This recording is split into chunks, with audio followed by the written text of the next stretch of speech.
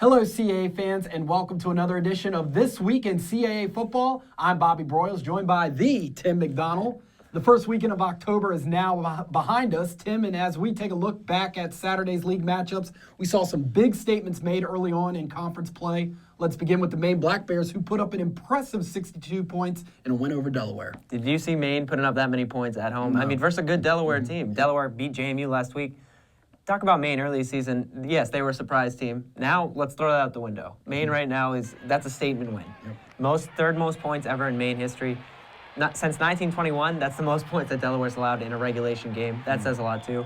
Marcus Washaleski, the quarterback for Maine, she's playing possessed right now. Nigel Jones, 6 touchdowns, the running back for Maine over the last 2 weekends.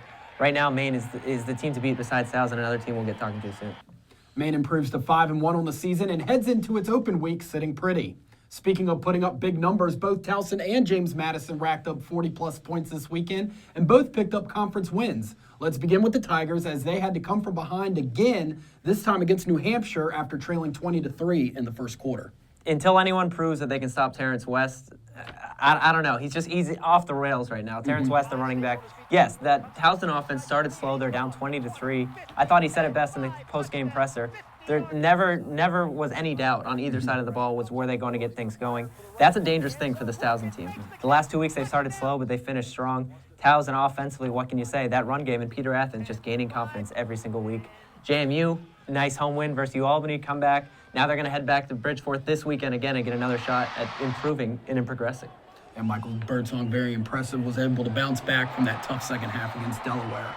We also had a heavyweight fight on the main line over the weekend, Tim. A real defensive battle as Villanova was able to put together a last-second drive to knock off William & Mary at home. A classic battle, Andy Talley versus Jimmy Laycock, defensive-minded coaches. Another thing, this is the first time these two teams had played since 2011. Also the same score 2 years ago, except William & Mary came out on top.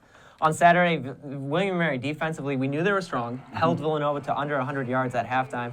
Villanova, though, what can you say? They get it done in the end, score with 28 seconds left. Who else but John Robertson, the quarterback? Villanova, huge win. William & Mary, a tough win, a tough loss to swallow. They're still not out of it in any way. All of these storylines from Week 6 should set us up for what should be another exciting Saturday around CAA football this week. We have a triple header of televised action coming your way, Tim, and we'll kick it off in Newark as Delaware looks to bounce back against UAlbany on Comcast Sportsnet. I want to know, Bobby, what Delaware team is going to show up. Is it the Delaware team that rallied behind its home crowd against JMU 2 weeks earlier? Or is it the Delaware team who's struggled defensively sometimes, especially that secondary? The good news for Delaware, last time they lost, it was versus Navy. That was a while ago, a couple weeks ago, but they bounced back well versus Wagner, put up a lot of points. Coach Brock talked about fundamentals, getting back defensively, what they need to do to get a win this week. It's a big game. At home, you have to be happy. And UAlbany, of course, this will be their third game in a row. I'm sorry, I forgot to mention that. That's yes. right. They've gone to Virginia the last 2 weekends, on the road again. Hey, they signed up for the CAA. Coach Ford talked about it this week. They knew what they were getting into. They're not scared to go to big environments. The game between the Blue Hens and the Great Danes will also be available on CAA.TV for you out-of-market viewers. Then at 3:30, flip the channel to the NBC Sports Network as two in-state rivals battle it out with postseason implications on the line, with JMU hosting Richmond at Bridgeforth Stadium. Yeah, I don't know. Is my Twitter timeline, is that going to be blowing up? Because there's a lot of action going on. Saturday. Richmond, how about they get a bye week last week, head home, Bobby. I think Coach Rocco and the Spiders collect their thoughts. Just sit back. Yes, they're 2-3 on the season right now. Yes, they maybe didn't want to get out on the right foot in league play. What an opportunity this week. You go to JMU, go to Bridgeport. These two teams have put up some great games in the past. Also, ironic, you look at the quarterbacks. Michael Strauss of Richmond, last year, this was his first start. He came in, I should say, and played really for the first time against this offense. And for James Madison, Michael Birdsong, really the first time last year, too. He came in that game. Both of them, that's where they got their start, and now look where they are a year later. It's going to come down to their play.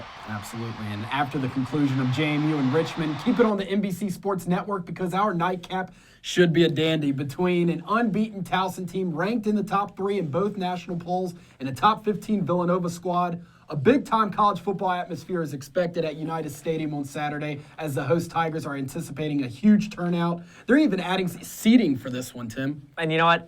I'm guilty of it. I think you're guilty of it. The Towson offensive line doesn't get enough recognition.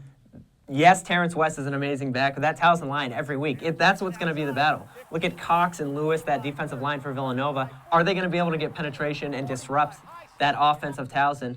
look at the kicking game here, too. Mark Hamilton, kicker for Villanova, had 2 big field goals last week. I think that could be the key.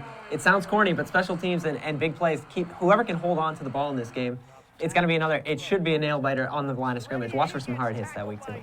Both NBC Sports Network games can also be seen live on NBC Sports Extra.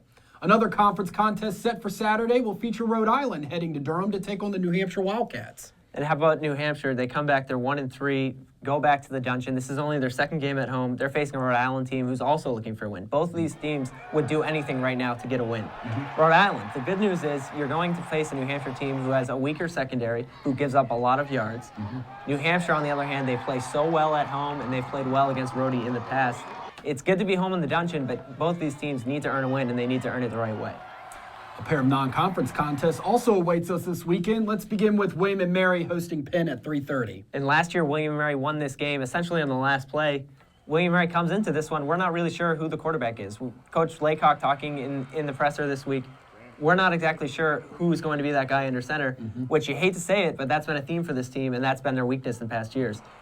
Playing against Penn, a team that didn't play well against Villanova earlier this year, so that has to be a good sign for William & Mary. At 6 o'clock, Stony Brook wraps up non-conference play on the road against Colgate. Stony Brook, the Seawolves, how about a nice win over Bryant last week at home? Get the running game. I think that's where this team is headed for the future. They have some young backs, Potet and Fredericks, the young running backs for them. That's going to be the key. They just need to find an identity right now. A nice trip upstate to New York. They're going to Colgate. They're going to Hamilton. Colgate got a win last week, but Colgate's this season has been inconsistent on both sides of the ball, so Stony Brook look for them offensively in this game. And how about a shout-out to the Stony Brook fans out there? Impressive showing there. Kenneth P. Bryant. LaValle Stadium, they set a new record last week, isn't that right? Absolutely. Over 11,000 fans, great atmosphere.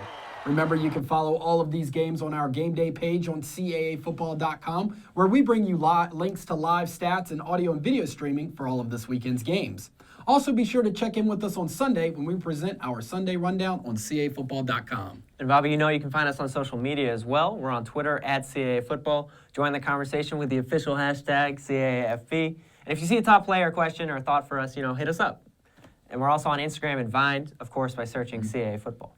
Last week, CAA Football was in Orono for the Black Bears' win over the Blue Hens. If you haven't checked out our Going Deep feature on Maine's Tyler Patterson, it's now on CAA.tv and CAAfootball.wordpress.com, along with interviews, highlights, a campus tour, and even some Black Bear tailgate action. And Bobby, you'll be joined by Alex Souza and Zach Burris on campus again this weekend as CAA Football crew heads to Harrisonburg for the big conference showdown between the Dukes and the Spiders. You can stay tuned to CAAfootball.com and our official Every Day is Saturday blog for interviews, highlights, and of course the JMU Going Deep feature, which will be coming out on Tuesday. Tim, that'll do it for us this week. And we'll see you right back here next Wednesday. Enjoy the games, everyone.